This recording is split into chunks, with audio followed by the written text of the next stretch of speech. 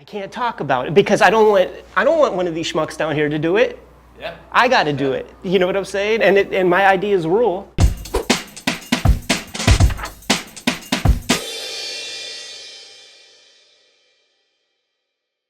My name's Ed Piskor. My name is Jim Rugg. Jim, what weekend is it? March 23rd. You have some news for us. It's my first weekend off in a long time because I finished Plain Jane's yesterday. Congratulations, man. How's it feel? It feels great. And I should say it's not finished, but I finished drawing all the pages. I have some revisions to make this week. But man, it's a hard feeling to describe. You know, that's a big project for me. I do lots of stuff that's usually on a smaller scale. So finishing that off, it's emotional. It's kind of weird. You wake up and don't have pages to draw. It's a lot, man. It's a lot to process. It's weird to think about because in a lot of ways, you know, as freelancers or whatever, it's almost like, okay, now you're jobless, right? On one hand, I was telling my wife, like, you know, it's time to start thinking long term. What do you want to do? What do you want to get into? You're never really jobless. You end up pushing things off, you know, in favor of getting pages done. So like, I have a pretty good to-do list that will keep me busy, but it's nothing big. It's not the next book, so to speak, although I do have the next book is on the list. But, you know, you end up with a lot of this stuff that gets, if it's not essential, if it's not on fire, you kind of push it off. So there'll be, you know, there'll be a week or two of just catching up and finishing little things here and there that I owe people. It's different, man. You know, it's like, as you get near the deadline, you know this, everything, you see the deadline coming and you think like, what can I do? I have 2 weeks to go before I turn this in to make this the best it can be. And it becomes like 24 hours, man. You go to bed thinking about it, you dream about it, and you wake up in the morning with your sort of attack list.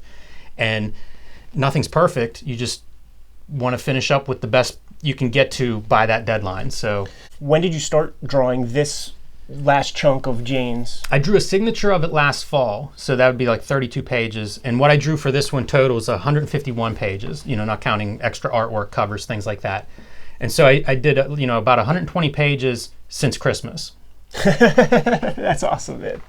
That's quite a lot, man. You are a mangaka.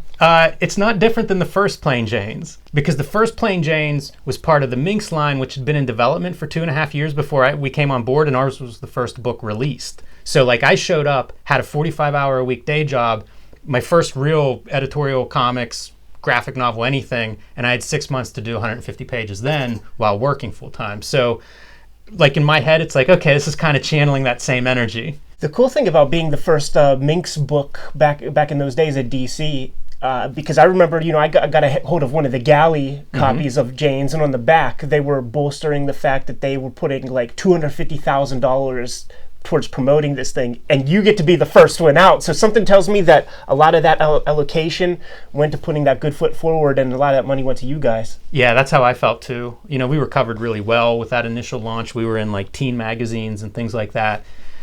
I always think if you can be the first of any of those projects, you benefit from all the marketing that is behind it. And then also anything that comes after. If the line takes off, you're always that first one. So it worked out well there. You know, I think people saw it. It's the reason that Little Brown picked it up whenever the rights became available, was because the book was seen. I think we did 40 or 50,000 copies in that first printing of the first volume. So, you know, pretty good numbers for that time period, and for a new line and basically a new audience at the time. I'm happy that you're finishing X-Men in about the same time frame, because isn't it funny? It's we're synced up. We are. But I'm curious to just have this conversation, because it is like a weird, you don't experience the emotional part of this regularly. You know, finishing a big project, something that you're obsessed with for a while, and then like now it's gone. You know, like once it's out of your head, you know, you may still talk about it to promote it, but it's not the same as like, I know how to draw these characters, or I got to figure out how to draw this version of the character. I don't know, man. It's kind of an unusual thing that happens, and not everybody, I think, probably goes through that or experiences it. I did my picture online of the stack of original art. Loved it. You know, and we'll continue to look at this stuff going forward for sure. But I posted it without much info, because it's like, you either know what this means or you don't. And got a great response. Thank you for everybody, you know, that's been following along and kind of cheerleading and liking and commenting and things. But a great response to the pile of original art, which we've talked about in the past. If you're a fan of making comics, that pile always signifies something. You know, it's always sort of the culmination of a long road. So it was fun to take that picture last night after I finished my last page and be like, one last thing to do. Gather all the art in a pile, take a picture of it. I am one page away. It's almost like everything you've described about those like end times. It's almost like I'm putting it off. Like I'm teasing myself at the end, just dangling this one last page before I sort of wash my hands. Now the thing is, that's the last page of comics material for this last issue. In fact, last week we shot our Kayfabe Weekly. We did all of that, and the very next day, Friday, like I sent the first issue of the next miniseries off to press, man. So it's fully out of my hands. They just solicited this issue that I'm working on now. It's in the trade mags and distribution books, man. So your store can order my X-Men comic, both issues. Signal boost that, you guys. If you're digging the X-Men Grand Design, like now's the time that it makes an impact, to let people know about it, let your stores know about it. And it lets us frankly know how many of these damn things to print up front so that we don't have to go into second printings very fast and rush things out like that. But once I finish this last page, I still have a variant cover I have to do, and it's like, this might be my greatest variant cover ever because it might be my last Marvel thing I ever do, you know what I'm saying? So it's like I have to make this one count. And I've been thinking about like, what is that going to be? But then I have design stuff to think about with the big book. Yeah. Got to draw back cover, got to draw some of the front matter so that my book is well designed and looks nice, man, and is incomparable to the other big two books that are out there on the rack, man. You guys better nominate me for the Eisner Award. That's all I'm saying, man. With those first two books, come on, man. What other big two book is going to step to that? That's a big difference between like your typical work for hire licensed comic arrangement and what you're doing. Like usually you send in your pages and that's that. You're right. But you're doing all of this stuff that isn't often associated with that process. The design work, the figuring out the book layout, stuff like that. It's different. I propose next week, if you're comfortable taking those Jane's pages out, frankly, because it's a big book, if you feel comfortable bringing all the Jane's pages out, because we could have a fucking size contest, and we could have the X-Men stack here, we can have the Jane stack there, and just hope that this goddamn table doesn't fall on our legs, man. Yeah, a lot of trees were cut down for the making of our comic books, man. Kayfabe artist edition style. Straight up. Yeah, I'm game for that. That'll be great for sure. Do you still have a lot of those the early Jane's pages? Yeah, I didn't sell a lot. I sold a chunk to one collector and a couple of pages here and there. I often give pages to people I work with. So, I gave Cecil some pages. I gave Shelley some pages. So, and I'll probably do the same again this round with my editor at Little Brown. But for the most part, I have all of them. You're a nice guy, man. I think our backdrop is a perfect signifier for our gimmicks, man. Because I'm like the heel manager, and you're the babyface good boy. You're the devil on this shoulder, yeah, the angel on this shoulder. Yeah. We're the devils on the shoulder, the devils and the angel on the shoulder of the Kayfabers out there, man. There you go. It kind of does work that way, man. I'm the bad cop. Jim's the good cop. I can live with that. So can I, man. So go to his table and tell him about your whole life story at the next Comic-Con. We'll have rules for Comic-Con etiquette as appearances approach. Now that weight is off your shoulders, man, what happens this week?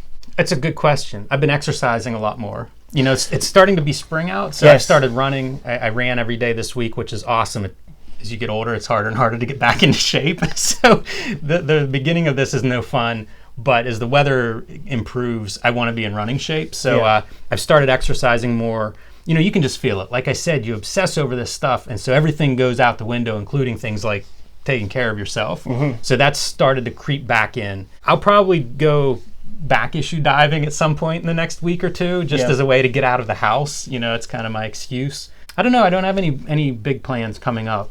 I've, try to see some friends that I haven't seen in a while, things like that. The one big change of life that has occurred, man, since I started drawing the X-Men thing like 3 years ago is I definitely feel some titties growing right here, man. Like, I'm glad that this crow is kind of covering it up, man, because, like, I was driving down the street, and Pittsburgh is known for its potholes, man. I hit a little pothole, man, and I felt a little jiggle. And I'm like, oh, man, I better get back out there, man, and work some of this shit off. It's such a sedentary lifestyle, like...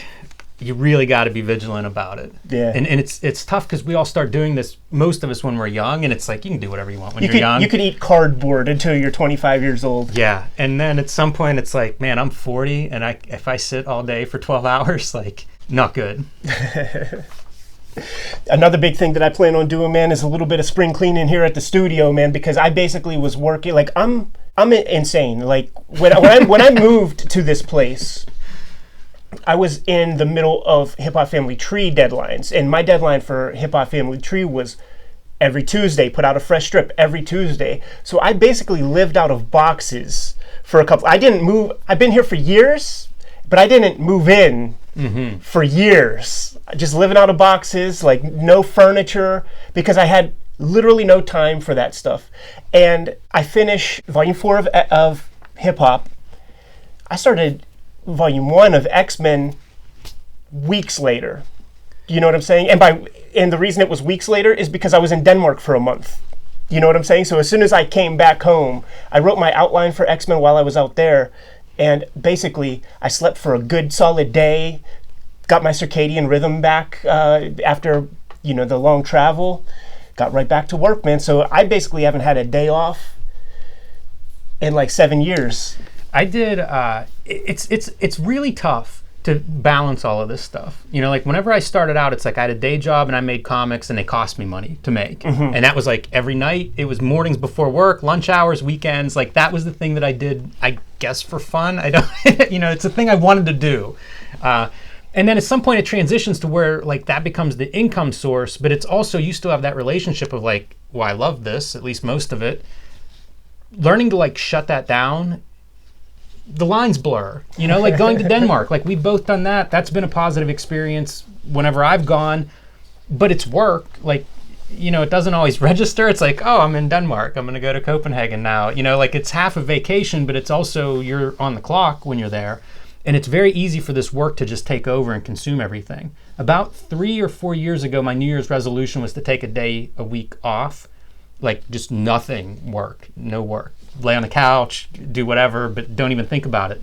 And it kind of changed my life. Like it changed the way I thought about time. Everything, it took a while. It took a few weeks, maybe months to sort of like be able to wake up on the day off and not feel like I've got a million things I should be doing. But it also made me start to compare everything to that. Like, do I want to take on this pinup or this thing, whatever, some extra thing that's coming across the desk? Is that better than my time off or going on a day trip or, whatever I would do on that off day? And it started to sort of like change the way I would measure everything because I had like a control, something to compare things against. I've lost my days off. You talk about not having a day off in years. You might look into that. It's kind of I'd be curious to see the results of that experiment on you. It's something I'm eager to get back to because that's something I haven't taken a day off this year. I'm going to amend what I said because the Wizard 17 episode is going to come out on Monday. And the Kayfabers will detect a noticeable difference in my tone of voice because I was caught a cold weeks ago. So I was down then. And I got to tell you, that shit bored the tears out of me. I don't want to take days off. I have, I'm so into this thing. I think I want to get some comics in order, like try to put my insane collection in some kind of order so that it's more accessible whenever we go through things and I could pull books. So that's on my mind. Good luck. But basically, I think it'll be very meditative and it's really just going to be folded into my writing process because a lot of the process of writing kind of you can't be forced. So you just do other things with maybe an agenda in mind of like where you want your story to go or what should happen on this next page or something like that. And then I'll just stop, take breaks, like write my notes. Same thing with once I, get out of the house and start exercising my butt off a little bit. I plan on bringing like a little notepad with me just so that I can record some of these notes and stuff. But it will probably be forevermore an exercise of me just like putting out like a book a year, and once this last X-Men comes out, Extinction, I now have basically 7 or 8 books that are in the black generating income for it. And that was the plan, right? To like make books that were successful, that made their money back so that they can sustain me while I have some investment time for the next books and stuff like that. Like, so there are these podcasts like the Bruce Pritchard wrestling podcast and stuff, and they will talk about specific like big super cards, WrestleMania 3 or whatever, and they somehow got a hold of like Vince McMahon's tax information around that point, and that was like the biggest event that they ever put together at the time, and the money that Vince made was like $3 million, which seems very, very low. And the reason for that is because he just put a lot of that money back into the business. And that's kind of like where my mindset is now, where it's like, I have these books that are generating income, but I'm going to have investment years. And I think that this year, and maybe even next year, they're going to be investment years where I'm not going to be generating much income. I'm going to be doing very, very, very little work for hire, if any. Maybe not any. Hopefully not any in a way. But then when I say that, you know, then some famous rapper will hit me up or something. Right. You know what I'm saying? But that's where my mind is. Now, with that in mind, you can't go too long without making a book. So like there is like that little pressure, like just kind of like on my shoulder where it's like, better keep working. Like better keep on the grind to some extent, man. I'm going to chill out a little bit. I plan on going back issue dive in. I think on Monday, March 26th is Monday. I think that is when IDE's sale begins. Awesome. I always miss that. So that's a good tip for anybody in the Pittsburgh area. Yeah. It's a good sale. Yeah, March 26th to probably the first weekend in April, I believe, man. Heavy discounts. And a lot of their stuff is like priced to move anyhow, man. You go under, well, I'm not going to tell you where, because that's where I will go first, but... That's a fun store to go. It's a good store to go diving, to go exploring. It's one of those stores that's been around for, geez, man, 30 or 40 years at this point, and they probably still have some product from those early days. They do have some ratty old price tags, man, from when they priced it in their Overstreet price guide from 1986, man. Greg, man, update that shit. The Long Shot miniseries is not worth that anymore. That's what I always make note of, because I've been seeing that exact package since I was 12 years old. It has not moved from their store. I know exactly the set you're talking about, and now it makes me wonder when that thing was priced and put in there. It had to be in the 90s. Or before, because it was ratty when I was 12. But that store, you can find... I'm fascinated by the direct market. I'm fascinated by comic shops, and IDE's is the outlier of Pittsburgh. It's been around the longest and everything. And I did some Google searching and found in Pittsburgh, this might be before your time in Pittsburgh, man, but there was two papers. There was a Pittsburgh Press and there was the Post-Gazette. And I found some Pittsburgh Press articles from the 70s about Mr. Ide, Greg Ide. And I think the headline said something about like, law student puts himself through school selling comic book duplicates, they call it, man. And at that time, one of the pricey books that he sold, you know, because he was a law student at Duquesne, was Amazing Spider-Man 2 for like $200 or something. Yeah, it's not good to see the actual prices of this stuff that we know has skyrocketed since then. But you got to do what you got to do. That's part of, you know, if you're dealing in comics, that's the deal. It's an interesting store, and I think all stores that have some history also have the thing of like, you start digging and looking, prices are so strange. Like I'll find things that I know are hard to come by or I've been looking for a while, and they'll be cover price because it's some weird, you know, thing you don't see a lot of, but it's also maybe not worth that much. You just don't see them that often. And you'll come across this stuff. Like I got Tank Girl, the original Tank Girl comics. I forget who published them, but I would see pictures of them like in articles about, you know, Jamie Hewlett or something. And I got those for around cover price there, and I've never seen them anywhere else in my life, you know. You got them from IDE's? Yeah, I got them from IDE's. So they have cool stuff, man. Good magazine, back issues. That reminds me, because one of their toadies, not Mr. Ide or not like any of the main dudes, chastised me last time I went down there because I found a copy of Dr. Peculiar for $1. Ken Landgraf, Jesse Jacobs for $1, and I tweeted.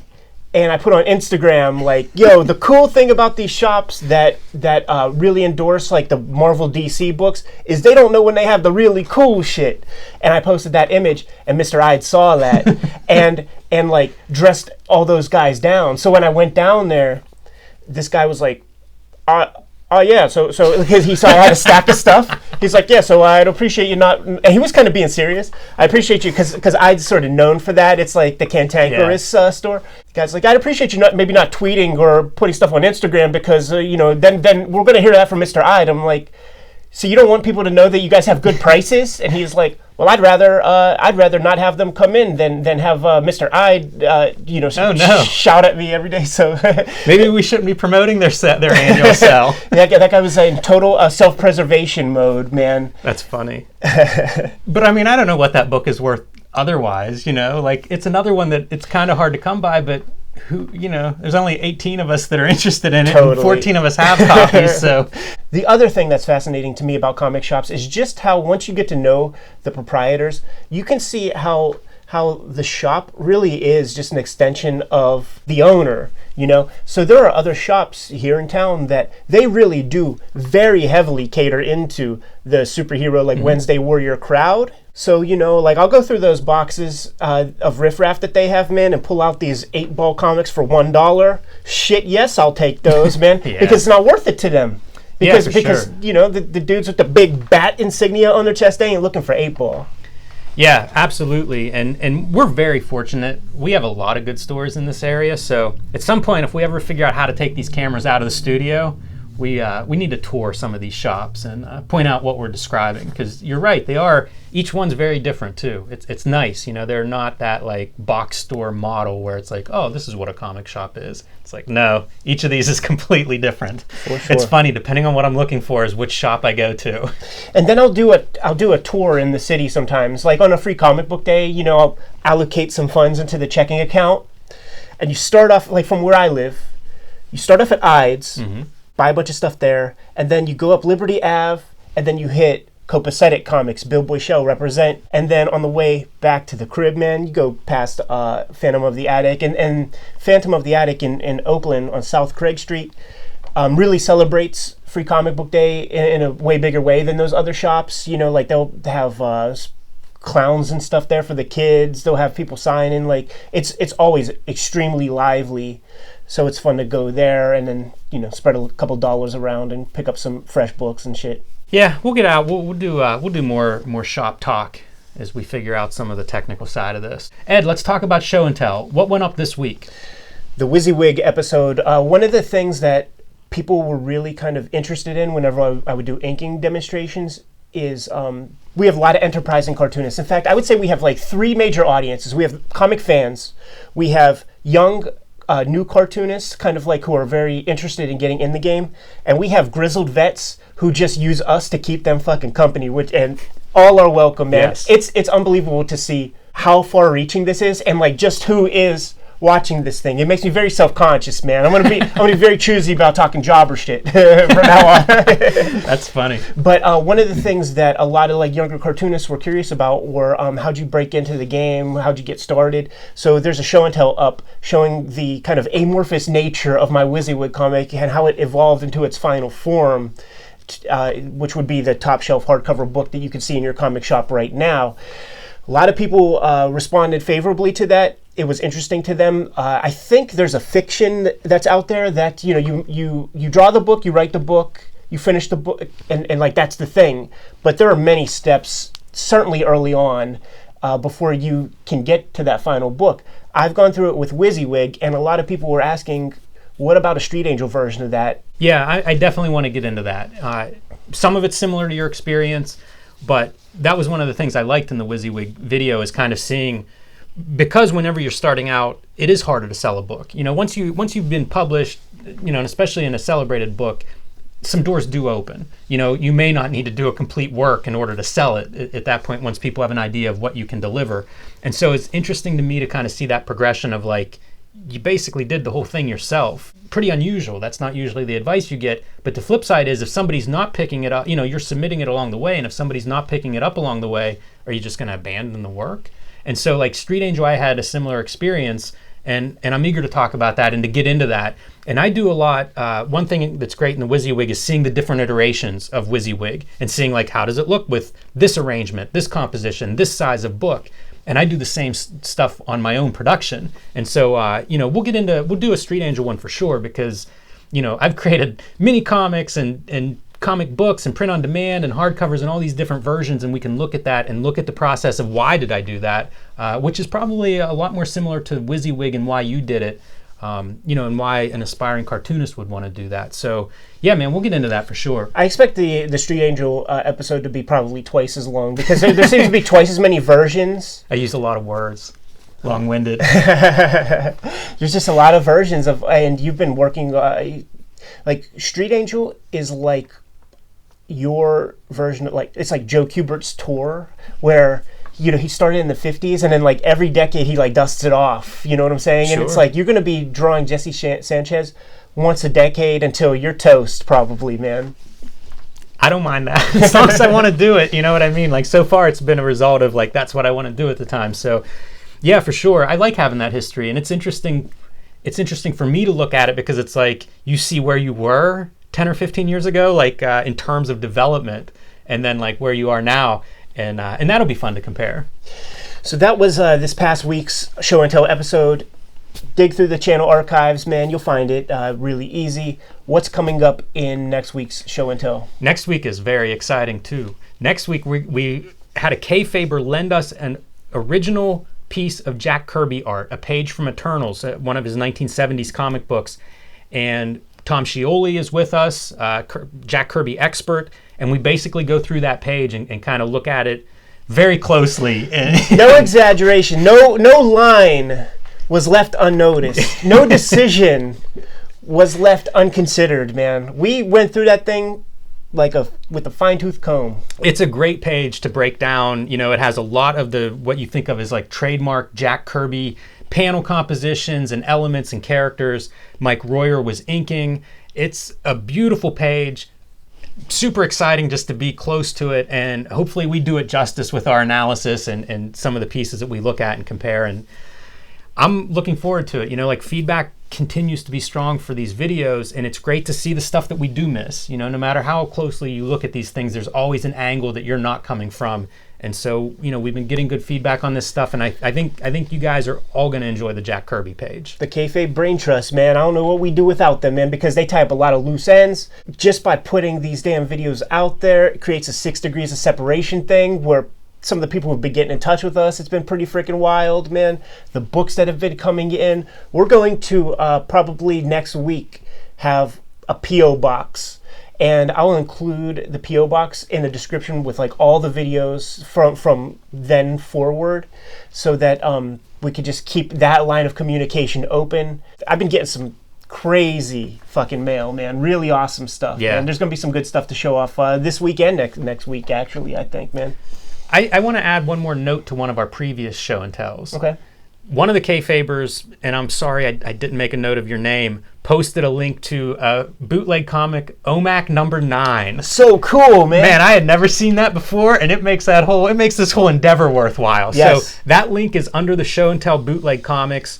There's a link to it, OMAC number 9. It's a great comic. It's as good a bootleg comic, I think, as you can find, and was news to me. So that was really exciting when I saw that show up, and if you've already watched that video, go back and check out those comments and track that one down because that's a special comic. So on your grind, drawing the last 10 pages or whatever, man, what kept you company while you were drawing those things, man? What did you listen to, watch, read, whatever?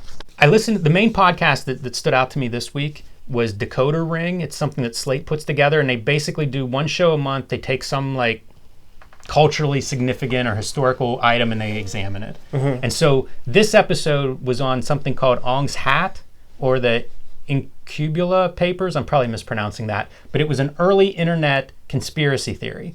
And it had started before the internet, and it was basically about this group who had formed kind of a scientific commune in a remote swampland in New Jersey. And through their experiments, they basically opened a way to transition into another dimension. And ultimately, that's where they went. So there's some correspondence before they completely switched over, but that's the root of this story. And so the guy, a few people were behind this, but he basically viewed it as what we know now as an alternate reality game. Oh, yeah. And so, but it starts before the internet. This starts in the 80s, and he was a West Coast guy, and he was seeing things like zine culture. And so that's how this all starts. Like they would publish kind of like almost like a brochure of this group, this scientific group, and what they had found and things like that. Very cult-like. And he goes through, and it fascinated me at first because of the zine connection. So like he would explain how you would advertise in the back of, say, an alt weekly paper or something like that, you know. And there were lots of other things of this sort of like fringy kind of topics and ideas. And then you would make up your zine. He called it like publish it with Xerox publishing. So again, you know, it's like guys talking my language so far. And then you would send your pack of pamphlets or brochures or books to this address in, I think it was in Hong Kong, and that's where they would be mailed from. You know, it's like a service you would buy, so that if you were receiving this, like, man, it looks strange from the get-go. And then when the internet comes up, it just continues to build. And eventually, the main guy behind it, his name was Joseph. He's kind of the main voice on this show because the thing just grew and grew. Once it became popular on the internet, people would put the brochures in like the nearest game lands offices and things in New Jersey. So like people that were there like hiking and exploring the land, they would come across these pamphlets for this like weird commune. And they just couldn't undo it, and eventually got on coast to coast, you know, like 20 million listeners, and it just exploded. And the game, some of the people, you know, they talk about like with these games, because like real life is the board, it's not obvious where the edges are. And of course, people go too far and things. And eventually he decided to kind of like expose it and shut it down, which, you know, some people buy that and some people don't. But it's a fascinating story because it traces like the whole way this thing from the beginning to whenever more or less the plug was pulled. But it encompasses all this stuff that I'm into to begin with. And it's pretty interesting from a conspiracy theory standpoint, how these things build and grow and who responds to them and why. And they talk about, you know, like this is how cults begin. Like people were camping out in this guy's yard and stuff. You know, it's pretty amazing. It's a great story. It's really well produced. Like I said, they do like one a month, so it's heavily produced. And even the advertising is kind of like a work. Is it some of the Alex Jones fucking fluoride in your water kind of advertising? Sort of. It's for a mattress that's a kind of an intelligent mattress. It's a great story though. I actually listened to it twice this week, and I had heard it one other time. Very entertaining. And if you're interested in storytelling, you know, you mentioned a lot of our audience fans of comics or making comics, so they're probably interested in storytelling. I would highly recommend it. Decoder Ring and the Incubula papers. What about you, Ed? I had a 4-page week, and one of those pages was a little light. Like, I was able to get done with a whole hour to spare before bed. That's dangerous for you. So I was very happy to discover that whoever you are, Habanero, screen name Habanero, has a YouTube page, but the YouTube stuff gets taken down as fast as he puts them up. But the Daily Motion page exists. Habanero is a comics fan who translates episodes of Naoki Urasawa's Man-Ben TV show, and I consider his service to comic book professionals as being up there among the ranks of any publisher or anybody like that, because if you guys are not familiar with this show, Man-Ben, it's a Japanese show hosted by Naoki Urasawa. Most popular comics he's known for, Pluto, Monster, 20th Century Boys. He's the guy in Japan right now. He's the guy that they all look up to and everything. Incredible. I love this show. I think it's my favorite comics thing next that to I've this. Seen. Right. But he's so charming. He kind of jokes. He's low key. I love it. Great. Keep going. And so every episode he'll visit one or sometimes two mangaka, Japanese comic book creators, go to their studio. They set up cameras everywhere. They keep the cameras up for days or sometimes weeks. They pull the cameras down. They put together a film package.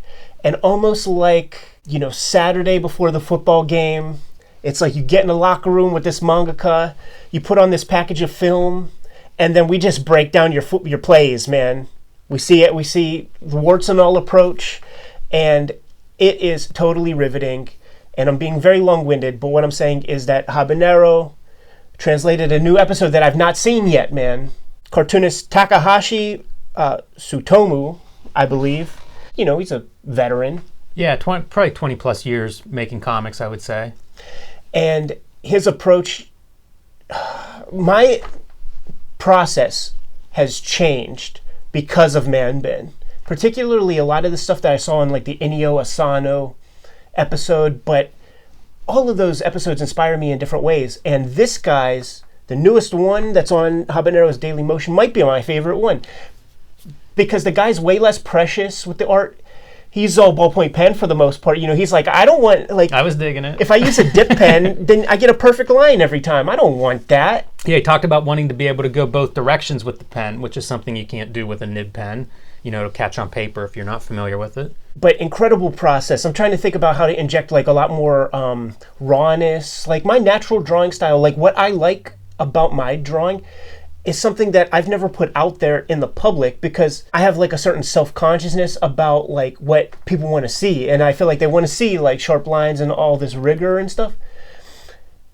But I like the super raw kind of energy, man. And once I finish with this X-Men thing, there's going to be a lot of woodshedding in the sketchbook to just try to get a little bit more comfortable with this kind of approach, because my next project that I'm going to write and draw sort of needs some noirishness, so a little bit of grit, some gray.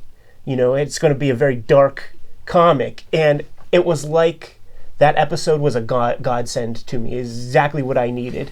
Yeah, I enjoyed it quite a bit as well. You know, he works by himself, which is a relatively unique, I think, with mangaka. You know, often they have assistants and things because the volume is so great what they're producing. Yeah. And they keep going back and talking about how long it takes him to do different things super fast. At one point, whenever he's watching himself draw, he makes the comment of like, did you speed up this footage? Which I thought's interesting. But it's a great episode. I'm with you, Ed.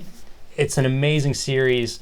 Having two cartoonists really look at process and look at what they're doing that way.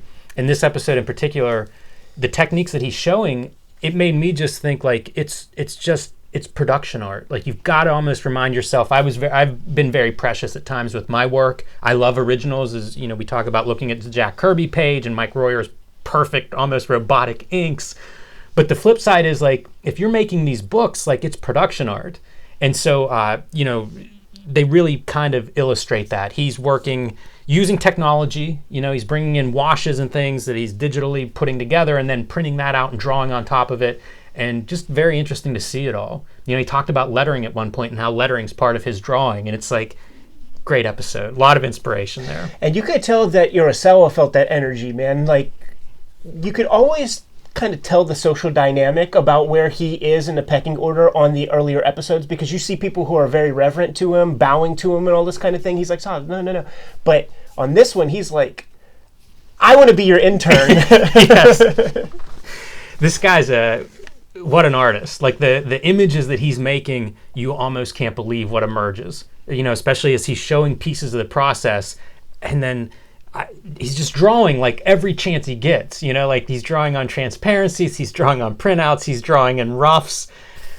Really cool. And at one point he's drawing this pose. It's kind of the climax of the episode where he's drawing a pose of his character coming in and this big kind of action moment. And he draws it once and it's relatively static and it's not good enough. So he erases it and redraws it. And he does that a dozen times. And one thing that's interesting is 9 of them look identical to me. So that's a thing that I would do, like erase that hand and redraw it, and it doesn't change at all. And you just kind of torture yourself in this loop.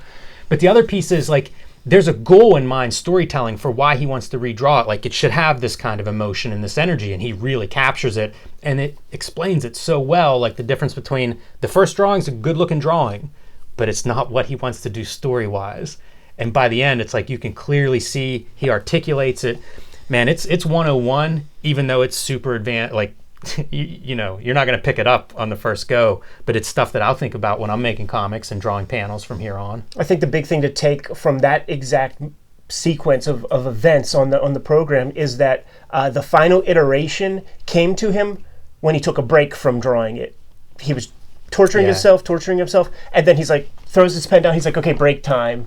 And then he's just sitting there kind of like diddling around, and he's like, oh, this is it. It wasn't a work. Yeah, it's great, man. Unconventional tools, like you said, ballpoint pen, working on printouts, very kind of opens the door, I think, to like how we can make comics and what we can do. We're winding down to the end, man, but I think we got some emails from Kayfabers, man. You want to read one off? Let me read an email for you. This is from Joel Greenlee.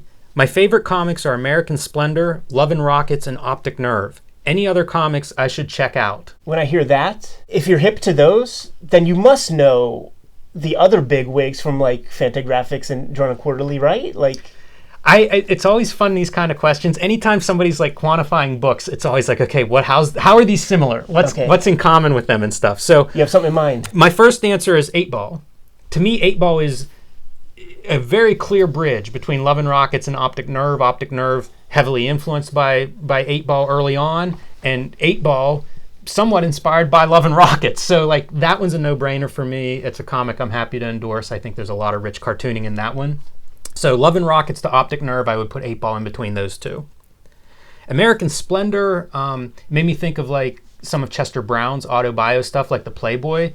I know Harvey Picar did an intro for one of those early Chester Brown collections. I can't remember. It might have been Ed the Happy Clown. It was Ed the Happy Clown. But I'm thinking like in the autobio stuff, there's Playboy, there's I Never Liked You.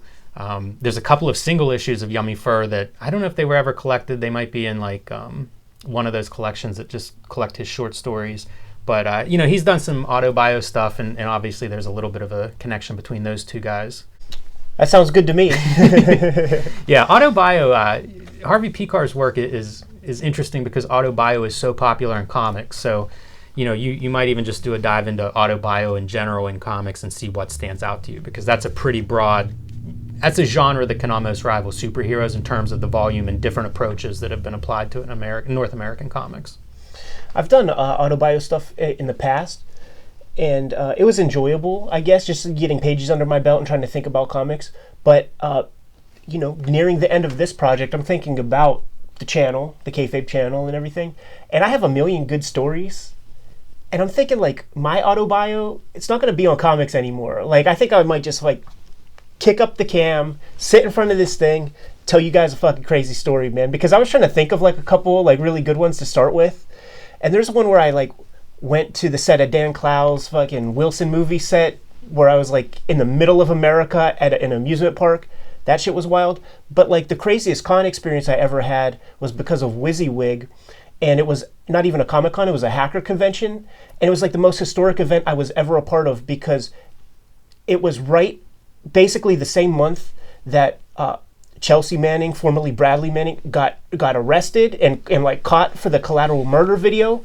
The person who narked her out was there at the festival and had security because everybody was around him like, yo, you're a fucking snitch, you're a piece of shit. And the keynote speaker was supposed to be Julian Assange, but that same week, like the rape charges and all that kind of shit came out, and he went to the embassy where he is like right this very minute. So it's like I have to like lay that story out in like a 15-minute video because it's like it was like the most historic thing I ever was witness to, Yeah, that sounds like a good one. I've heard a few of your stories. I think that would work.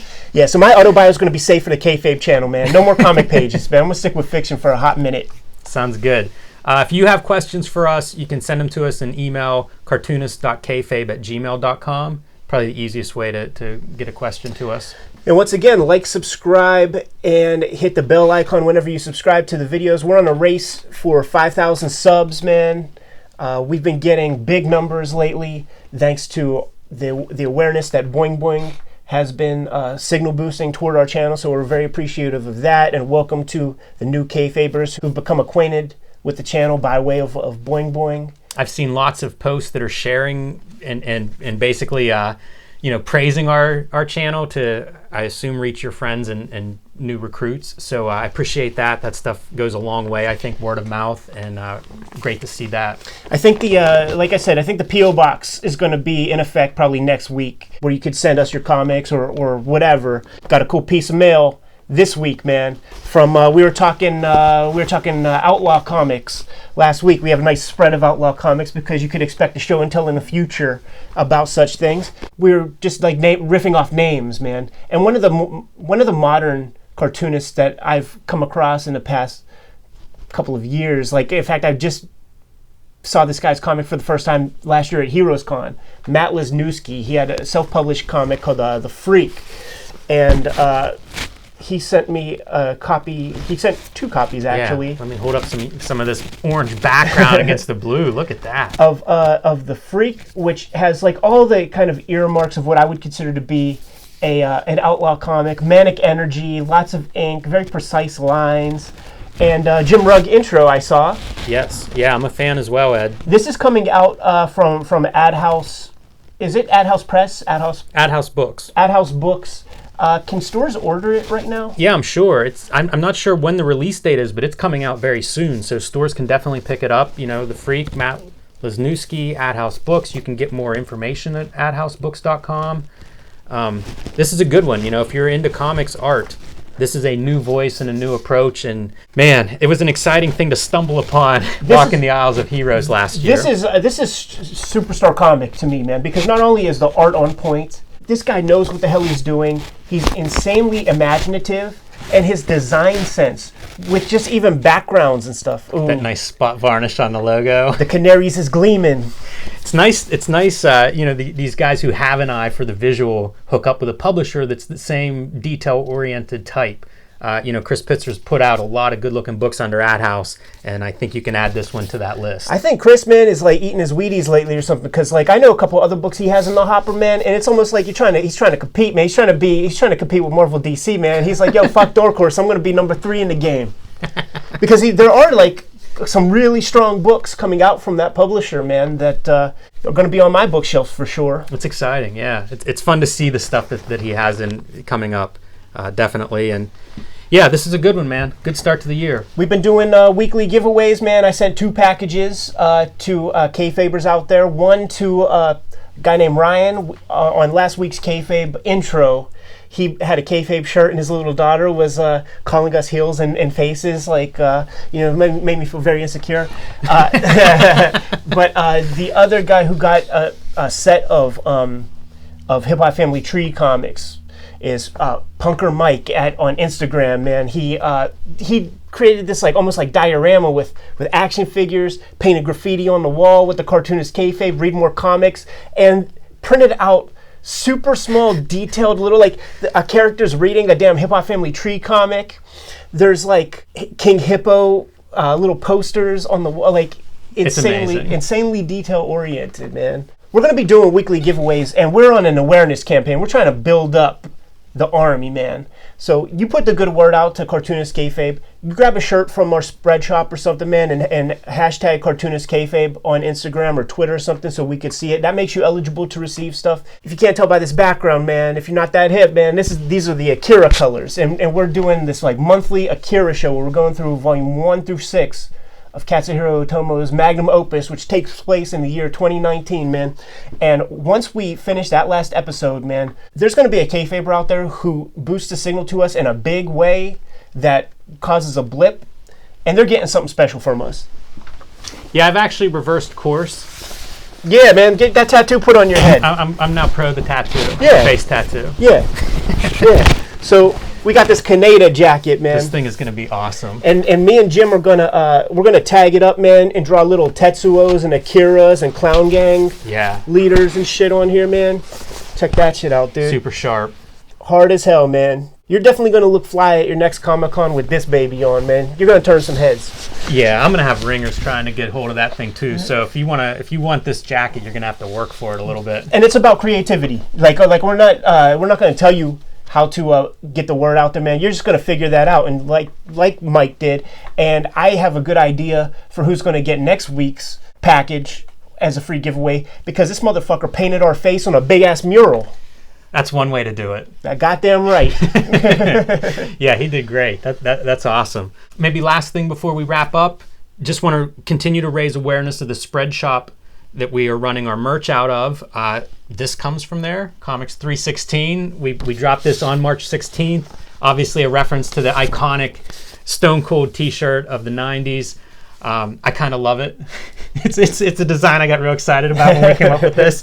So you can pick that up. You can pick up, Cartoonist Kayfabe, read more comics. We're going to continue populating that shop as we come up with different ideas and also see the feedback, see what you guys are picking up. We have mugs there, have been very popular. It's kind of cool to see the photos of cartoonists using the Cartoonist Kayfabe mugs full of their art supplies. It's an easy place to store pens and things. So you can get that in a link below. And through March 22nd is a 20% off short sleeve discount promo code, and it's Spring 19, all capital letters, Spring 19 for 20% off short sleeve shirts. So this is a good one to add to the collection. Might I value. recommend it? It's good value. So Jim doesn't have deadlines, but I still do, man. It's such a good feeling. I'm going to stay up late tonight. So I'm going to get back to making some comics. Jim's going to go watch movies or hang out with his wife, do whatever the hell he does. Sleep a little extra. Awesome, man. You guys know what to do. Read more comics.